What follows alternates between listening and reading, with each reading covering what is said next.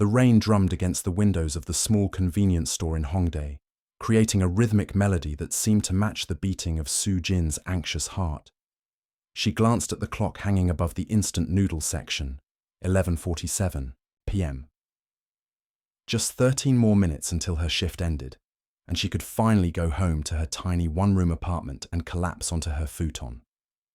At 23, Park Soo-jin had learned that life rarely went according to plan. Fresh out of university with a degree in literature, she had dreamed of working for a prestigious publishing house, editing manuscripts, and discovering the next great Korean novel. Instead, she found herself working the night shift at a 24-hour convenience store. Her dreams feeling as distant as the stars she could barely see through Seoul's perpetual haze.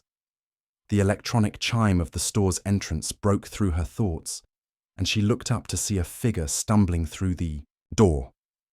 The man was clearly intoxicated, his expensive suit wrinkled and his usually perfectly styled hair disheveled. Even in his current state, there was something undeniably striking about him. Tall, with sharp features that seemed carved from marble, and eyes that held depths of emotion, even through the fog of alcohol.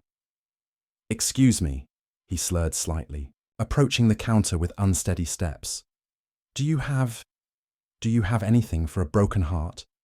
Soo-jin blinked, unsure how to respond to such an unusual request. She had dealt with drunk customers before, but none had ever asked for something so poetic. We have headache medicine," she offered tentatively. The man let out a laugh that sounded more like a sob. If only it were that simple. He ran, his hands through his dark hair, and Soo-jin noticed how his fingers trembled slightly. "I'm sorry. I shouldn't be bothering you with this. I needed to be somewhere that wasn't my apartment, somewhere with people, even if they're strangers." There was something about his vulnerability that touched Soo-jin's heart. Perhaps it was the way his shoulders sagged with defeat, or the genuine pain she could see flickering behind his eyes despite the alcohol. "Would you like some coffee? I just made a fresh pot." He looked up at her then, really looked at her, and for a moment the world seemed to pause. His eyes were the color of dark chocolate, warm despite the sadness they held, and when he smiled, a real smile that transformed his entire face, Soo-jin felt something flutter in her chest. That would be really nice. Thank you." She poured him a cup of the convenience store's surprisingly decent coffee, adding 2 sugar packets without asking, because he looked like someone who needed sweetness in his life at that moment. When their fingers brushed, as she handed him the cup, she felt a small electric shock that she tried to ignore. "I'm Min-ho," he said, wrapping his hands around the warm cup as if it were a lifeline. "Kim Min-ho." "Soo-jin. Park Soo-jin." "Soo-jin," he repeated, and somehow her name sounded different when he said it, like a melody she'd never heard before. "That's a beautiful name." She felt heat rise to her cheeks. "Thank you. So, what brings you to my humble convenience store at almost midnight on a Tuesday?" Min-ho's expression darkened, and he took a long sip of coffee before answering. "My fiancée decided she preferred my older brother.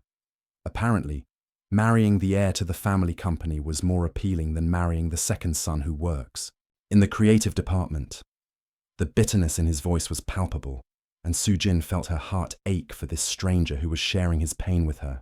"I'm sorry, that must be incredibly difficult. The worst part is that I can't even hate her for it," Min-ho continued, his voice barely above a whisper. "She was always honest about what she wanted. I was the fool who thought love would be enough." Soo-jin found herself leaning against the counter, drawn into his story despite herself. Love should be enough. The fact that it wasn't says more about her than it does about you. Min-ho looked at her with surprise, as if he hadn't expected such wisdom from a convenience store clerk. "You really believe that?" "I have to," Soo-jin replied honestly. "Otherwise, what's the point of any of it?" They talked until the store's next shift arrived, about everything and nothing. Min-ho told her about his job at his family's entertainment company, how he felt trapped between expectations and his own dreams. Soo-jin shared her own struggles, her literary aspirations, and the way Seoul could make you feel both connected to millions of people and utterly alone at the same time. When her replacement arrived, Minho walked her to the bus stop despite her protests that it wasn't necessary.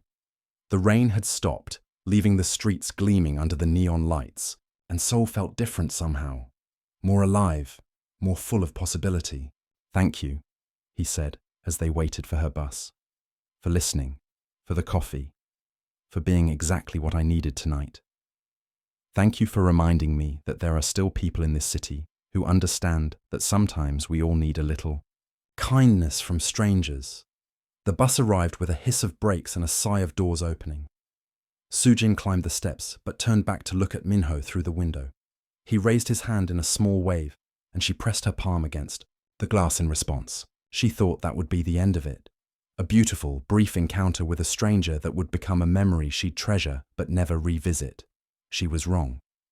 The next evening, Minho appeared at the convenience store again, this time sober, and carrying a small bouquet of wildflowers that looked like they'd been picked from a park, rather than bought from a florist. "I thought you might like these," he said, suddenly shy in a way that was completely different from his vulnerability the night before. Soojin stared at the flowers, then at him. "You came back. I couldn't stop thinking about our conversation. About you." He paused, seeming to gather his courage.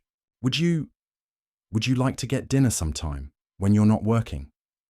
That dinner led to another, and then another. They explored Seoul together, not the Seoul of guidebooks and tourist attractions, but the real Seoul, the one that existed in tiny restaurants tucked away in alleys, in bookshops that stayed open until dawn, in rooftop gardens that offered glimpses of sky between towering buildings. Minho showed her parts of the city she'd never seen despite living there. For 2 years, he took her to a secret jazz club in Itaewon, where the owner knew him by name, to a 24-hour bookstore in Myeongdong, where they could browse until sunrise, to a pojang matcha, where the ajumma made the best tteokbokki in all of Seoul, and flirted shamelessly with Minho every time they visited. In return, Soojin showed him her Seoul, the laundromat where she did her washing, and sometimes sat for hours just watching people's lives tumble in the machines. The small park where she liked to read on her days off, the library where she volunteered on weekends, helping elderly people learn to use computers. They were from different worlds, but somehow they fit together perfectly. Minho's family wealth and connections seemed irrelevant when he was helping her choose ramen flavors at 3 a.m. or listening intently as she read him passages from her favorite books. Soojin's lack of money or social status didn't matter when. She was making him laugh until his sides hurt or comforting him when family pressure became too much to bear. For 6 weeks, they existed in a bubble of happiness that felt too perfect to last. And perhaps that should have been Soojin's first warning, that things which feel too good to be true usually are. The end came on a Thursday night in October. Minho had been quieter than usual during their dinner at their regular pojang matcha, picking at his food and avoiding her eyes. When they walked along the Han River afterward, he finally spoke. "My father wants to send me to New York," he said, his voice barely audible over the sound of water lapping against the shore. "There's a position at our company's American branch. He says it's time I gained some international experience." Soojin felt her heart sink, but she forced herself to smile. "That sounds like an amazing opportunity. When do you leave?" "Next week." The words hit her like a physical blow. Next week. After 6 weeks of building something beautiful together, he had 1 week's notice and hadn't thought to mention it until now. "How long will you be gone?" she asked, though part of her already knew the answer from the way he couldn't meet her eyes. 2 years minimum, maybe longer if things go well. They stood in silence for a long moment, watching the city lights reflect on the dark water. Finally, Soojin found her voice. "You didn't think to discuss this with me. We've been seeing each other for over a month, and you didn't think this was something I should know about." "I kept hoping I could find a way out of it," Minho said desperately. "I kept thinking my father would change his mind, or that I could convince him to send someone else. But he's made up his mind. And when my father makes up his mind, you do what he says, Sujin finished, and there was no hiding the disappointment in her voice. It's not that simple. You don't understand. The pressure I'm under, the expectations. You're right, Sujin interrupted. I don't understand. I don't understand how someone can tell you they care about you and then just leave without even trying to fight for what you have together. This isn't what I want. Minho's voice cracked with emotion. Do you think this is easy for me? You think I want to leave you? But you're going to anyway. He had no answer for that, because they both knew it was true. They walked back to her apartment in silence, and when they reached her door, Minho pulled her into his arms. Come with me, he whispered against her hair. Come to New York with me. For a moment, Sujin allowed herself to imagine it, leaving everything behind, starting fresh in a new city with him. But reality crashed back down quickly. I can't just pack up my life and follow you across the world, Minho. I have responsibilities here, commitments. And what would I do in New York? I don't speak English well enough to work there. I don't have money for my own place. I would take care of you, he said. But even as the words left his mouth, they both knew how they sounded. I don't want to be taken care of, Sujin replied quietly. I want to be someone's equal partner, not their dependent. They made love, that night with a desperate intensity, both knowing it was goodbye, even though neither said the words. When Sujin woke up the next morning, Minho was gone. There was no note, no explanation, just the lingering scent of his cologne on her pillow, and an emptiness that seemed to echo through her small apartment. She waited for him to call, to text, to send some kind of message explaining his sudden departure. Days passed, then weeks, then months. Nothing. It was as if Kim Min-ho had simply vanished from existence, taking with him the happiest 6 weeks of Sujin's life. The pain was unlike anything she had ever experienced. It wasn't just the loss of him, but the way he had left, without warning, without explanation, without even the courtesy of a proper goodbye. She felt like a fool for believing that what they had meant as much to him as it had to her. But Park Soo-jin was nothing if not resilient.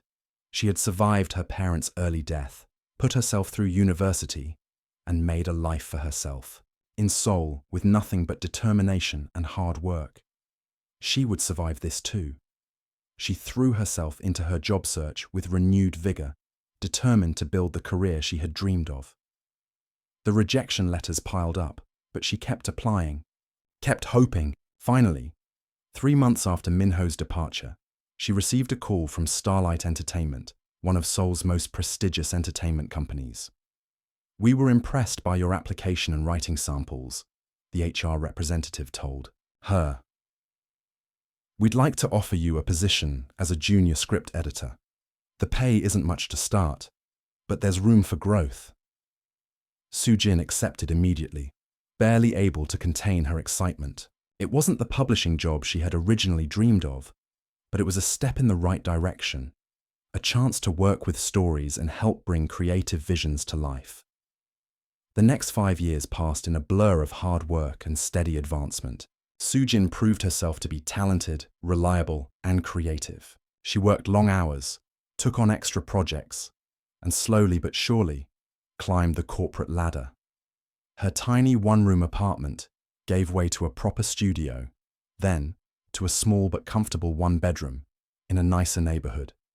She dated occasionally, blind dates set up by well-meaning friends, colleagues who asked her out for coffee, a brief relationship with a screenwriter that ended amicably when they realized they wanted different things from life. But nothing ever felt quite right. There was always a part of her heart that remained closed off, protected by walls she had built after Minho's disappearance. Her friends and family worried about her single status, especially as she approached 30. Her aunt, who had helped raise her after her parents' death, was particularly vocal about her concerns. "You're too picky, Soo-jin," she would say during their monthly dinners. "You can't wait forever for some perfect man who might not even exist." But Soo-jin wasn't waiting for perfect. She had learned that perfect was an illusion, that real love was messy and complicated and required two people willing to fight for it. She was waiting for someone who wouldn't run at the first sign of difficulty. Someone who would choose her, even when choosing her was hard. By her 5th year at Starlight Entertainment, Soo-jin had earned a reputation as one of the company's most talented editors. She'd worked on several successful dramas, helped nurture new talent, and had even begun developing her own projects. When the company announced they were restructuring and bringing in new leadership, she felt confident in her position. The announcement came on a Monday morning in March. The entire creative department was called into the main conference room, where CEO Park Jin-woo stood at the front with a man whose back was turned to the assembled employees. "I'm pleased to announce that we're bringing in new leadership for our creative division," CEO Park began. "Our new creative director comes to us with extensive international experience and a proven track record of success. Please welcome Kim Min-ho, who will be heading up our drama development department." The man turned around, and Soo-jin's world tilted on its axis. 5 years had changed him. His face was leaner, more mature, with tiny lines around his eyes that spoke of stress and responsibility. His hair was shorter, more professional, and his suit was even more expensive than the ones he had worn before. But his eyes, those dark chocolate eyes that had haunted her dreams, were exactly the same. For a moment, their gazes met across the crowded room, and she saw his composed expression crack just slightly. A flash of recognition, of something that might have been pain, crossed his features before he schooled them back into professional neutrality. Soo-jin felt like she couldn't breathe. The room seemed to spin around her as applause filled the air, and CEO Park continued speaking about exciting new directions and innovative content. She gripped the edge of her chair, fighting the urge to run from the room. This couldn't be happening. After 5 years of no contact, of learning to live without him, Kim Min-ho had walked back into her life as her boss. The man who had disappeared without explanation, who had left her with nothing but questions and heartbreak, was now in a position of authority over her career. The meeting continued, but Soo-jin heard none of it. She was too busy trying to process the flood of emotions threatening to overwhelm her: anger, hurt, confusion, and underneath it all, a treacherous flutter of the attraction that had never quite died.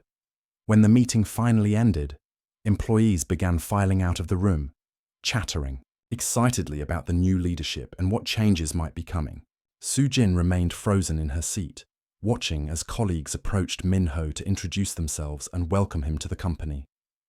He handled each interaction with professional grace, smiling and shaking hands and saying all the right things.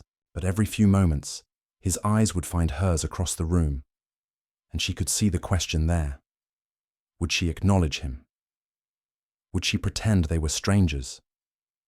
Finally, the room emptied, except for the two of them. Min-ho approached, her slowly, as if she were a wild animal that might bolt at any sudden movement. "Soo-jin," he said, and her name sounded exactly the same in his voice as it had 5 years ago. "Mr. Kim," she replied, her voice carefully neutral.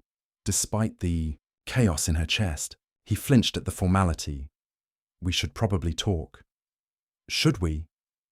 Soo-jin stood, gathering her notebook and pen with hands that trembled slightly. "I think we've said everything we needed to say 5 years ago. Or rather, you said everything by saying nothing at all." "That's not fair," Min-ho said, his composure cracking. "You don't know what I went through, what I had to deal with." "You're right," Soo-jin interrupted, her voice gaining strength. "I don't know, because you didn't tell me. You just vanished like I meant nothing to you." "You meant everything." "To me," he said quietly, and the sincerity in his voice almost undid her. "If I meant everything to you, you wouldn't have left the way you did." She turned toward the door, needing to escape before her carefully constructed walls crumbled completely. "I have work to do, Mr. Kim. I'm sure you do too." She walked out of the conference room with her head held high, but the moment she reached her desk, she had to sit down before her legs gave out.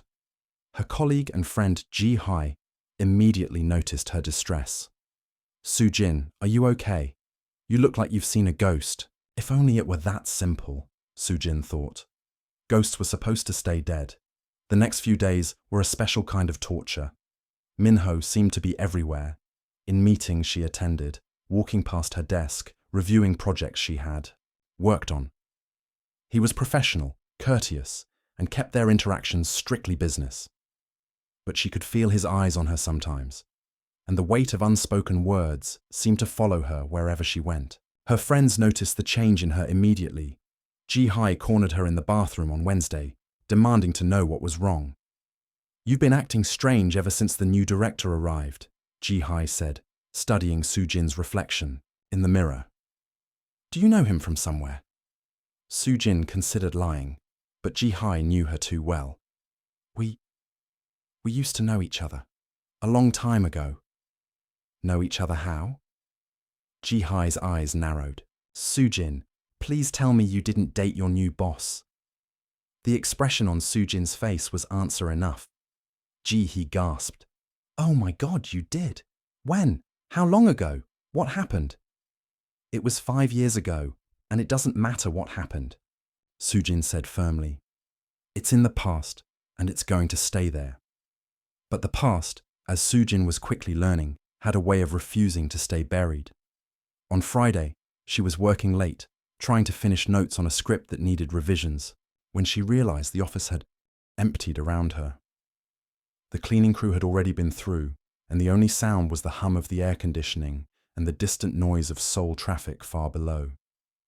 She was so absorbed in her work that she didn't notice someone approaching, until a cup of coffee appeared next to her elbow. She looked up to find Minho standing beside her desk, holding a second cup for himself. "You always did work too late," he said softly. "Some things don't change," she replied, not touching the coffee despite the fact that she desperately needed the caffeine. Minho pulled up a chair and sat down across from her desk. "Can we please talk? Really talk, not just the polite professional exchanges we've been having all week." Soo-jin saved her work and closed her laptop, finally meeting his eyes. "What's there to talk about, Minho? You left. You didn't call, didn't write, didn't send so much as a text message to let me know you were alive. For all I knew, you could have died in a plane crash." "I wanted to call," he said desperately. "Every day for the first year, I picked up my phone to call you. I must have started 100 emails that I never sent. But you didn't send them. That's what matters. I thought it would be easier for both of us if we made a clean break," Minho said, running his hands through his hair in a gesture that was heartbreakingly familiar. "I thought if I stayed in contact, it would just make the separation harder." "Easier for who?" Soo-jin asked, anger finally breaking through her carefully maintained composure. "It certainly wasn't easier for me. Do you have any idea what it felt like to wake up and find you gone? To spend weeks wondering what I had done wrong, what I could have said differently to make you stay?" "You didn't do anything wrong," Minho said urgently. "None of it was your fault. I was a coward, Soo-jin. I was scared of how much I felt for you, scared of fighting my family, scared of choosing between you and everything I had ever known. So you chose to run away instead." "Yes," he admitted quietly. "I ran away, and I've regretted it every day since." They sat in silence for a moment, the weight of 5 years of unspoken words hanging between them. Finally, Soo-jin spoke. "Why did you come back? To Starlight, I mean. There are dozens of entertainment companies in Seoul. Why here?" Minho was quiet for so long that she thought he wouldn't answer. When he finally spoke, his voice was barely above a whisper. "Because I knew you worked here." The admission hit her like a physical blow. "What?" "I've been keeping track of you," he said, not meeting her eyes. "I know that sounds creepy, but I needed to know that you were okay. I knew about your promotion last year, about the drama that won the award. I was so proud of you. You had no right," Soo-jin said, her voice shaking with emotion. "You had no right to keep tabs on my life when you chose to walk out of it." "I know," Minho said. "I know I had no right, but I couldn't help myself. And when this position opened up, I thought maybe it was a sign. Maybe it was time to come home and try to make things right." Make things right. Sujin stood up abruptly, needing distance from him. You think you can just waltz back into my life after 5 years and make things right? Do you have any idea what you put me through? I can imagine… No, you can't, she interrupted. You can't imagine what it felt like to fall in love with someone and then have them disappear like you meant nothing. You can't imagine the trust issues, the way it affected every relationship I tried to have after you. You can't imagine lying awake at night, wondering if I was so easy to leave, because there was something fundamentally unlovable about me. Minho stood as well, his face stricken. Sujin, you are not unlovable. You are the most amazing woman I've ever known, and leaving you was the biggest mistake of my life. Then why did you do it? The question came out as a sob, and Sujin hated herself for showing such vulnerability.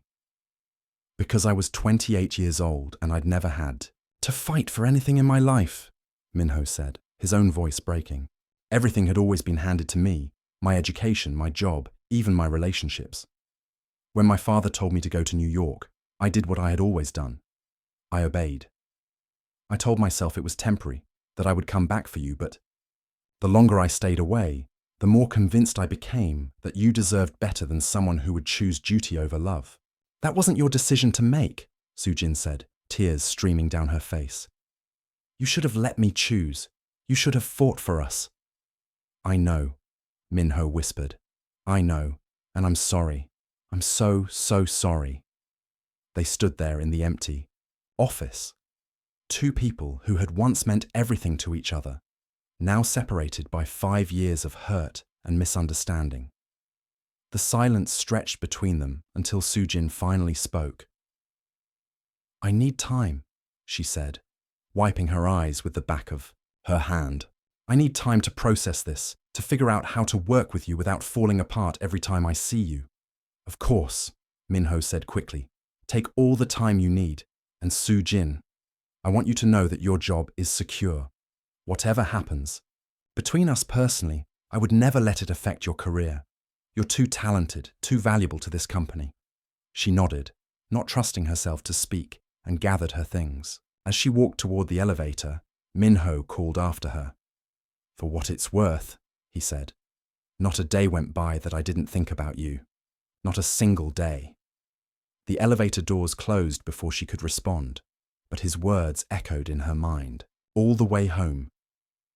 The weekend passed in a haze of overthinking and conflicted emotions. Sujin found herself alternating between anger and longing, between the desire to maintain her professional distance and the treacherous hope that maybe, somehow, they could find their way back to each other. On Sunday evening, she called her best friend from university, Min Jung, who listened patiently as Sujin poured out the entire story. So, let me get this straight, Min Jung said when Sujin finally finished. The love of your life, who broke your heart 5 years ago, is now your boss and wants to make amends. He's not the love of my life, Sujin protested weakly. Honey, I've known you for 10 years, and I've never seen you as happy as you were during those 6 weeks with him.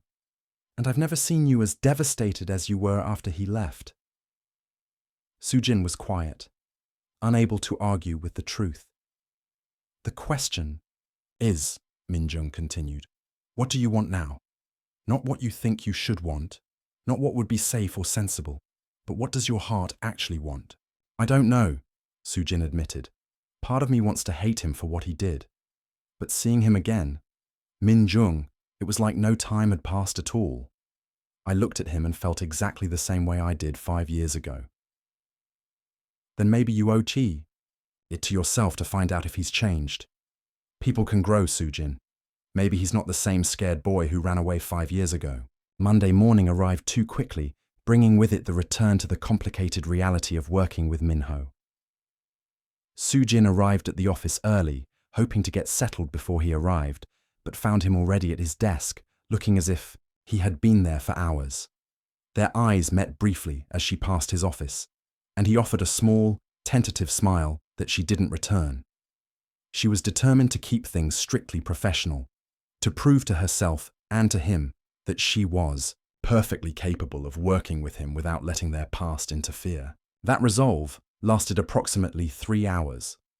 She was in the middle of a script review when her phone buzzed with a text message from an unknown number. Her heart stopped when she read it. "I know you probably don't want to hear from me, but I couldn't stop thinking about what you said on Friday. You're right, I should have fought for us. I should have fought for you. I was a coward then, but I don't want to be a coward anymore. If you'll let me, I'd like to try to earn your forgiveness. Not because I think we can go back to what we were, but because I need you to know how sorry I am. Minho." Soo-jin stared at the message for a long time, her heart racing. Part of her wanted to delete it and pretend she had never seen it, but a larger part of her, the part that had never quite gotten over Kim Minho, wanted to respond. Before she could lose her courage, she typed back, "One conversation, that's all I'm promising." His response came immediately. "That's more than I deserve. Thank you." They met that evening at a small cafe in Hongdae, not far from the convenience store where they had first met. It was neutral territory, public enough that Soo-jin felt safe but quiet enough that they could talk without being overheard. Minho was already there when she arrived, sitting in a corner booth with 2 cups of coffee in front of him. He stood when he saw her, and for a moment they both hesitated, unsure of the proper greeting for ex-lovers who were now colleagues. "Thank you for coming," he said as they sat down. "I almost didn't," Soo-jin admitted, wrapping her hands around her cup to give them something to do. "I'm glad you did." Minho studied her face as if trying to memorize it. "You look good, Soo-jin. Successful. Happy." "I am successful," she replied. "The happy part is more complicated." They sat in awkward silence for a moment before Minho spoke again. "I know you said you needed to know why I left the way I did, so I want to tell you everything, even the parts that make me look like a complete ass." Soo-jin nodded, steeling herself for whatever he was about to reveal. "When I got to New York, I threw myself into work," Minho began. 16-hour days, 7 days a week. I told myself it was because I wanted to prove myself. But really, it was because if I kept busy enough, I didn't have time to think about what I had left behind. He paused, staring into his coffee, as if it held the answers to questions he had been asking himself for 5 years. "But at night, when I was alone in my apartment, I would remember everything. The way you laughed at my terrible jokes, the way you looked when you were reading, completely absorbed in whatever story you were lost in. The way you made me feel like I could be someone other than just the second son of Kim Industries." "Then why didn't you call?" Soo-jin asked quietly. "Because I was angry," Minho admitted. "Not at you, at my father, at my family, at the whole system that had put me in that position.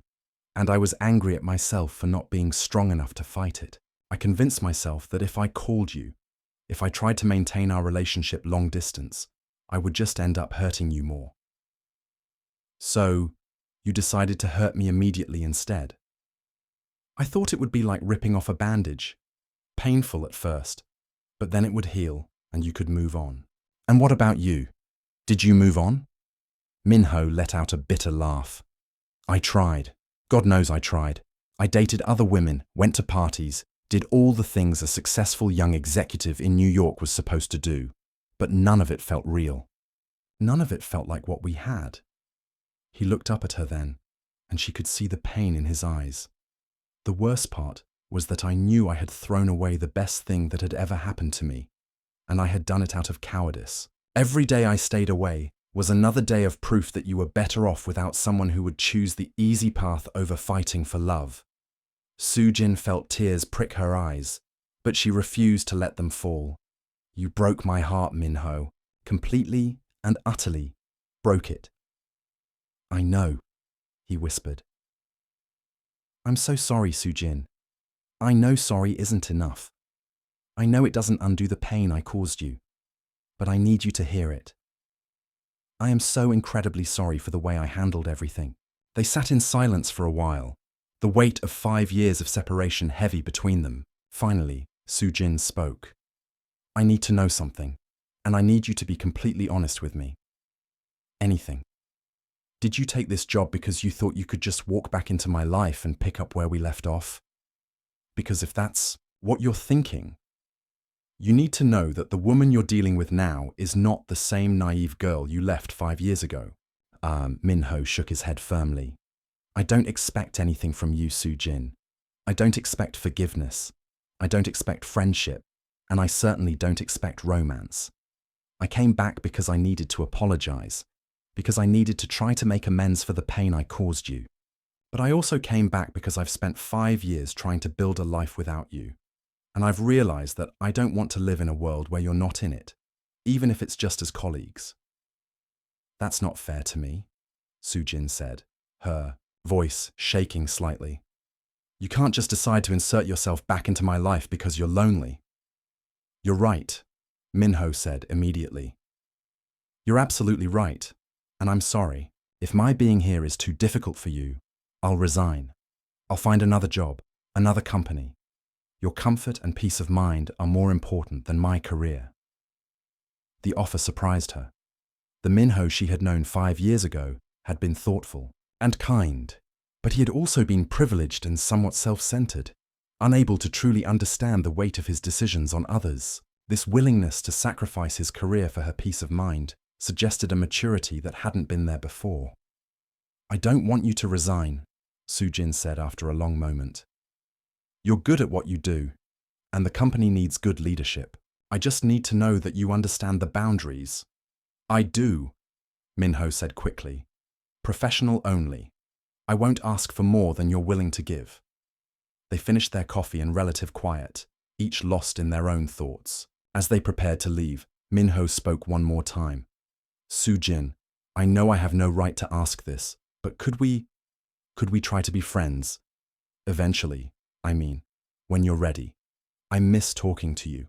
I miss your perspective on things, your laugh, the way you see the world.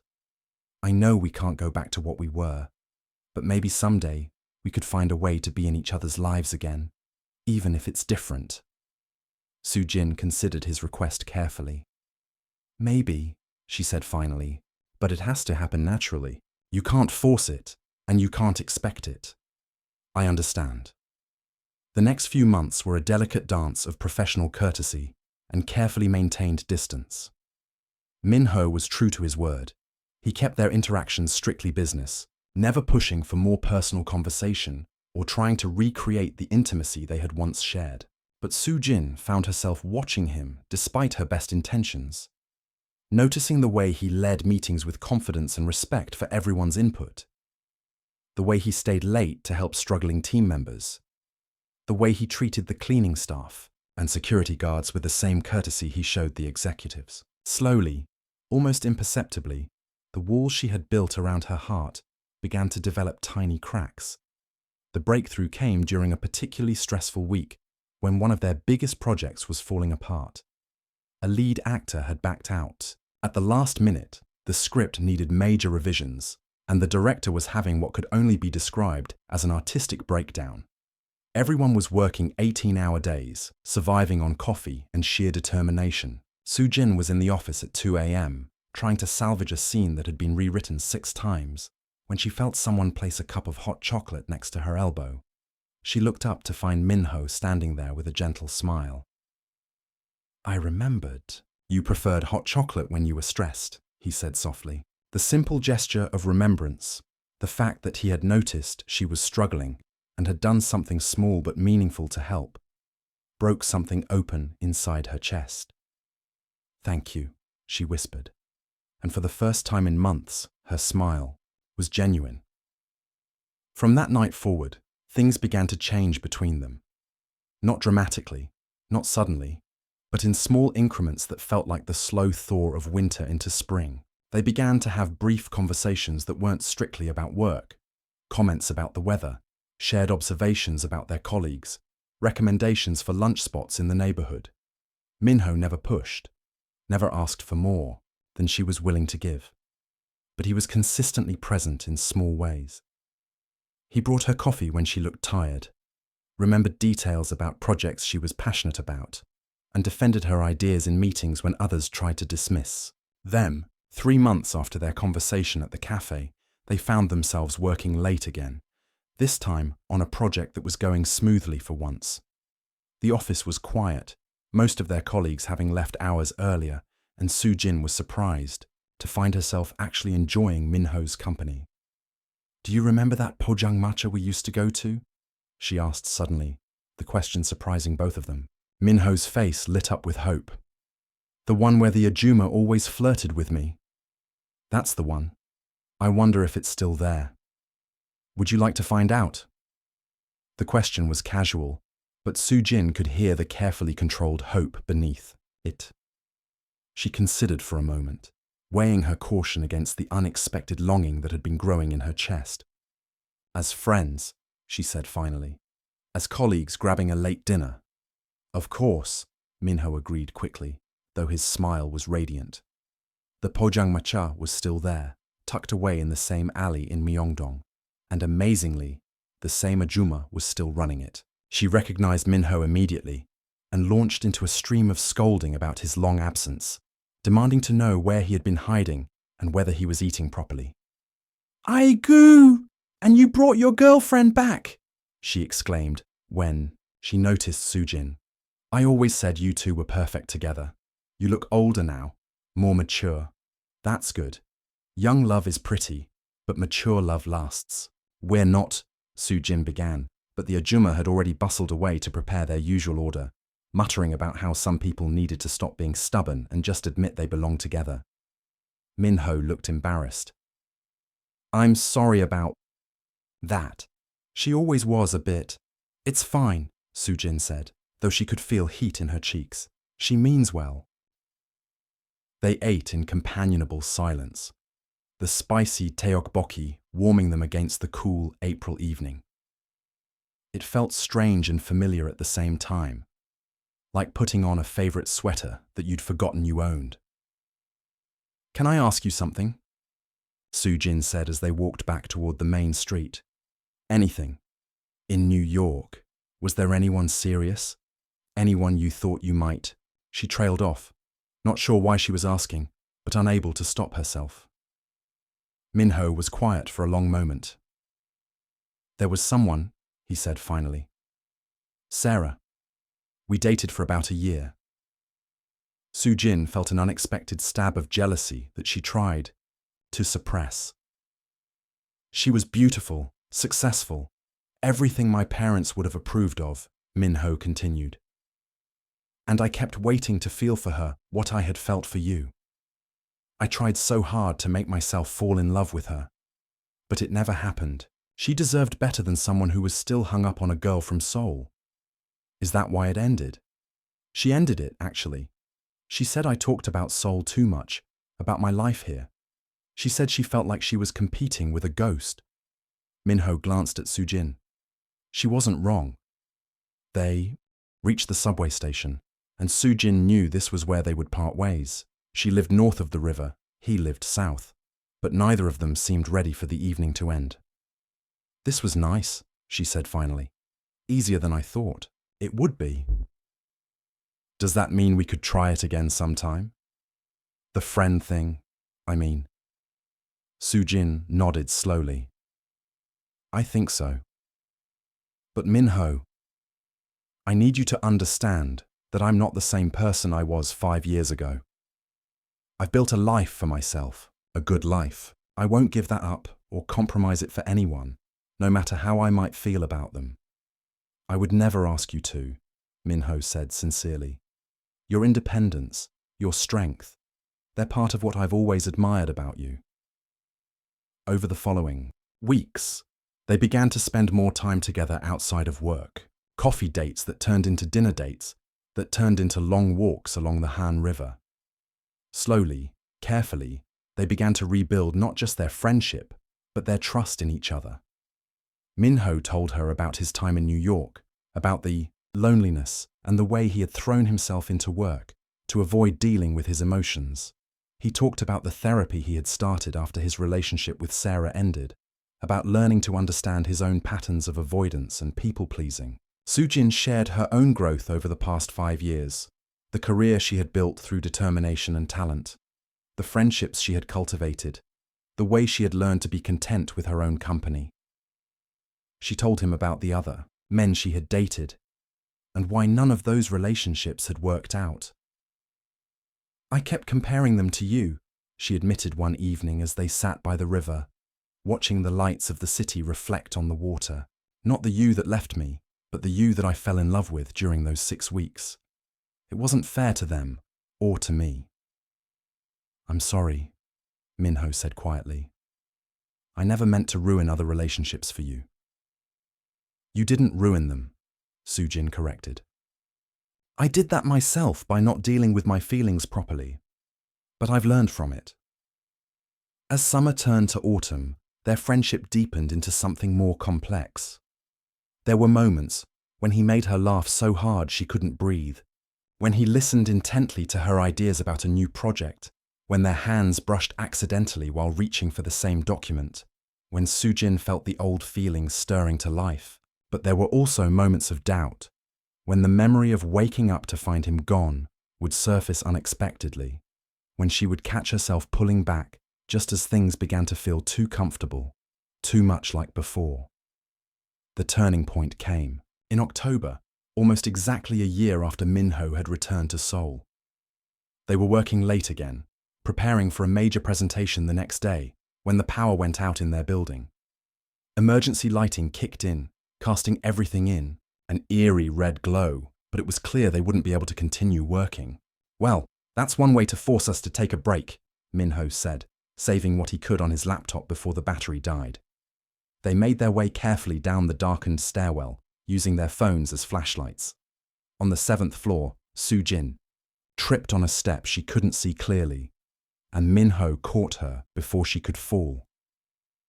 For a moment, they stood there in the emergency lighting, his arms around her, her hands pressed against his chest. She could feel his heartbeat under her, palms, rapid and strong.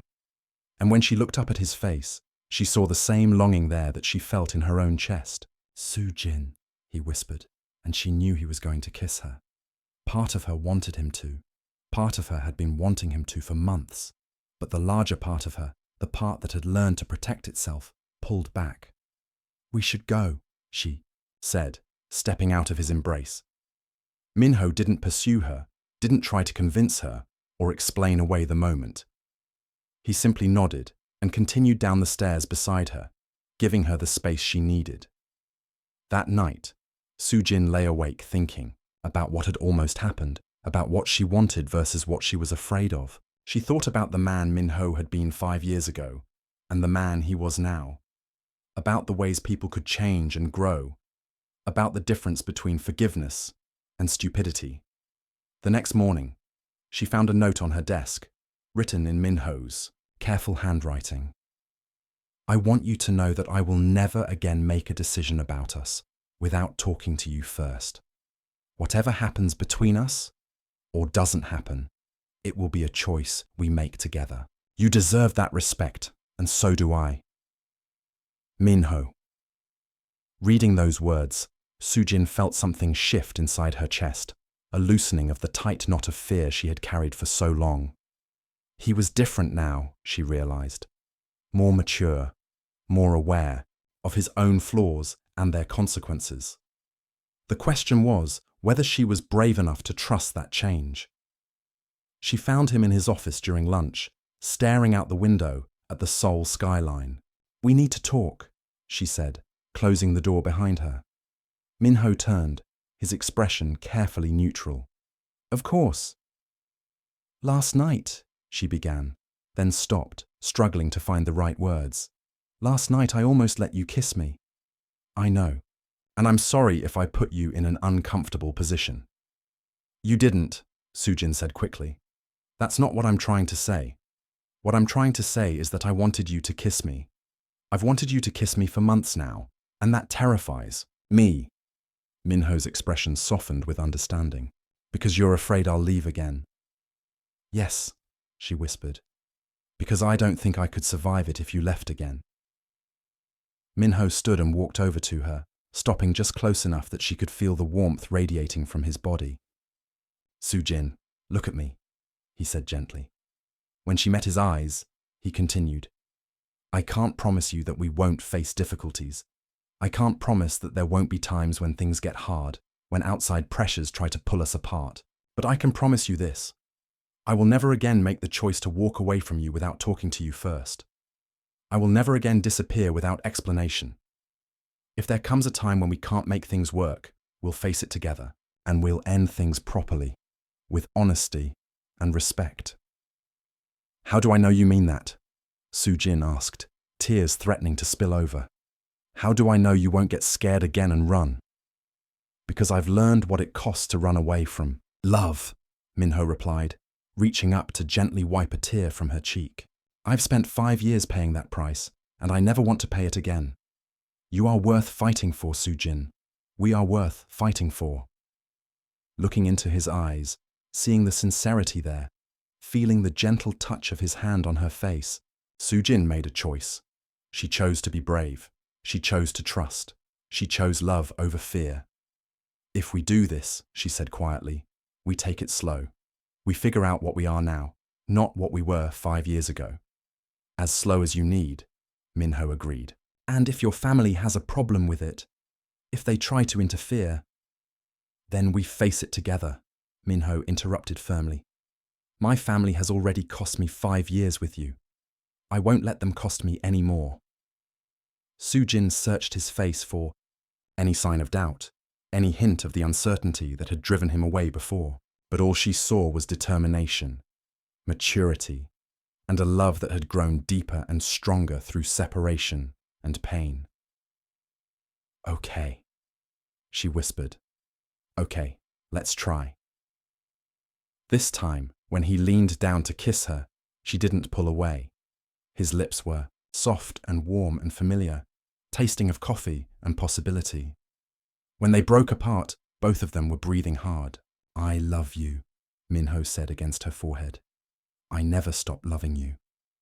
I love you too, Sujin replied, the words feeling like both a gift and a risk. I tried to stop, but I couldn't. They took it slowly, just as Sujin had requested. They dated properly this time, getting to know each other as the adults they had become, rather than trying to recapture their younger selves. They talked about everything, their dreams, their fears, their plans for the future. They argued sometimes, small disagreements about work or whose turn it was to choose the restaurant, but they worked through each conflict with patience and respect. Minho met Sujin's friends and was welcomed into her chosen family with cautious warmth. When Ji-hai pulled Sujin aside after their first group dinner together, she was pleasantly surprised. I hate to admit it, but I like him, Ji-hai said grudgingly. He's different from how you described him before. More grounded. People can change, Sujin replied, watching Minho help clear the table without being asked. Some people can, Ji-hai corrected. The question is whether they choose to. 6 months later, Minho invited Sujin to dinner with his parents. She was terrified, remembering how his family's expectations had driven them apart before. But Minho was calm and confident. They want to meet the woman I'm planning to marry, he told her as they sat outside his family's home in Gangnam, gathering courage. Planning to marry? Sujin's voice squeaked slightly. Minho took her hand and smiled. Eventually, when you're ready, if you're ready. I'm not going anywhere, so we have all the time in the world. The dinner was awkward at first, his parents clearly struggling to reconcile their expectations with the reality of their son's choice. But as the evening progressed, as they saw how happy Minho was and how respectfully Sujin handled their pointed questions about her background and career, the atmosphere began to thaw. You make our son happy, his mother said to Sujin as they said their goodbyes. That is not something we take lightly. It wasn't wholehearted approval, but it was acceptance, and that was enough for now. 2 years later, on a crisp autumn evening in October, Minho took Sujin back to the convenience store in Hongdae where they had first met. The store was different now, renovated and modernized, but it was still recognizably the same place where a broken-hearted man had asked a young woman if she had anything for a broken heart. Do you remember what you said to me that night? Minho asked as they stood outside the store, watching people come and go with their late-night purchases. I asked if you wanted coffee, Sujin replied with a smile. Before that, when I asked if you had anything for a broken heart, Sujin thought for a moment. I offered you headache medicine. And then you offered me kindness, Minho said, turning to face her fully. You offered me your time, your attention, your compassion. You offered me yourself, and it was exactly what I needed, even though I was too scared and stupid to appreciate it properly. He reached into his pocket and pulled out a small velvet box, dropping to one knee right there on the sidewalk outside the convenience store where their story had begun. Park Sujin, he said, his voice steady despite the tears in his eyes. Will you marry me? Will you let me spend the rest of my life trying to be worthy of the love you've given me? Sujin looked down at him. This man who had broken her heart and then spent 3 years patiently helping her heal it, who had grown from a scared boy into someone who knew the value of love and was willing to fight for it. She thought about the long journey they had taken to get to this moment, the pain and growth and gradual rebuilding of trust. Yes, she whispered, then louder. Yes, of course, yes. He slipped the ring onto her finger with shaking hands, then stood and kissed her as people walking by began to applaud. When they broke apart, both of them laughing and crying at the same time, Sujin looked at the ring on her finger. A simple, elegant band with a single diamond that caught the neon light from the store's sign. I have one condition, she said, trying to look serious despite her joy. Minho's face immediately grew concerned. Anything. No disappearing, ever. If you get cold feet, if your family objects, if work gets stressful, if you wake up one morning and wonder what you've gotten yourself into, you talk to me, you don't run. Promise me. I promise, Minho said solemnly. I'm done running, Sujin. I'm exactly where I want to be.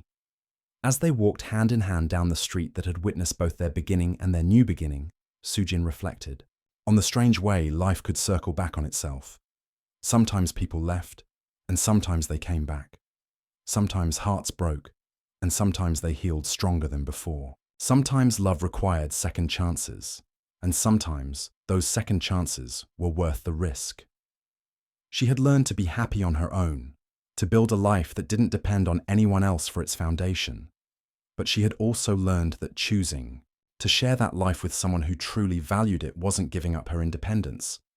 It was choosing to be brave enough to trust in something bigger than herself. 5 years ago, Kim Minho had disappeared after one night, leaving her with nothing but questions and heartbreak.